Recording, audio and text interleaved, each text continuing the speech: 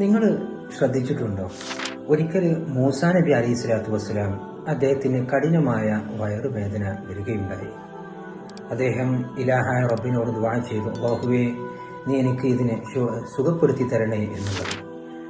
അല്ലാഹു സുബ്ഹാനഹു തആല അദ്ദേഹത്തിനോട്, ഇന്നാലും മലയുടെ മുകളിൽ പോയി ഒരു ഇലയുണ്ട്, ആ ഇലയെ നിങ്ങൾ ഭക്ഷിച്ചാൽ നിങ്ങളത് സുഖമാകും എന്ന് അദ്ദേഹത്തിനോട് മറുപടി കൊടുത്തു. അദ്ദേഹം അവിടെ പോവുകയും ആ ഇല ഭക്ഷിക്കുകയും ചെയ്തപ്പോൾ പരിപൂർണമായി സുഖമായി. അങ്ങനെ കുറച്ചു കാലങ്ങൾക്ക് ശേഷം വീണ്ടും ഇതേ വയറുവേദന അദ്ദേഹത്തിന് പിടിപെടുകയുണ്ടായി.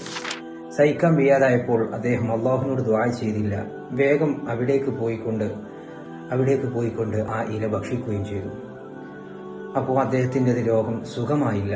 അപ്പോൾ അള്ളാഹുവിനോട് ചോദിച്ചു, അള്ളാഹുവേ, ഇത് സുഖമായിട്ടില്ലല്ലോ, നീ ഇത് സുഖമുള്ള ഇലയാണെന്ന് വിചാരിച്ചുകൊണ്ടാണ് ഞാനത് വീണ്ടും കഴിച്ചത്. അള്ളാഹുവേ, എന്താണ് ഇപ്പോൾ ഇത് സുഖമായിട്ടില്ലല്ലോ എന്ന് പറഞ്ഞപ്പോൾ അല്ലാഹു സുബ്ഹാനഹു വ തആല മൂസാ നബിയോട് പറഞ്ഞു, നിങ്ങൾ ആദ്യം എന്നോടാണ് നിങ്ങൾ അതിന് രോഗം ശിഫയാക്കാൻ വേണ്ടി ദുആ ചെയ്തത്.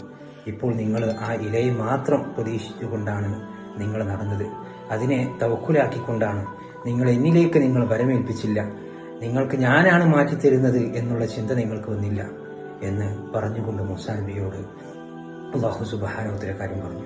നമ്മളുടേതെല്ലാം അല്ലാഹുവിലേക്ക് മടങ്ങണം.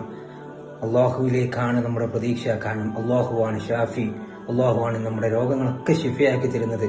കാരണം രോഗങ്ങൾക്കൊക്കെ അല്ലാഹു സുബ്ഹാനഹു വ തആലയാണ് യഥാർത്ഥ പ്രതിവിധി നൽകുന്നത്.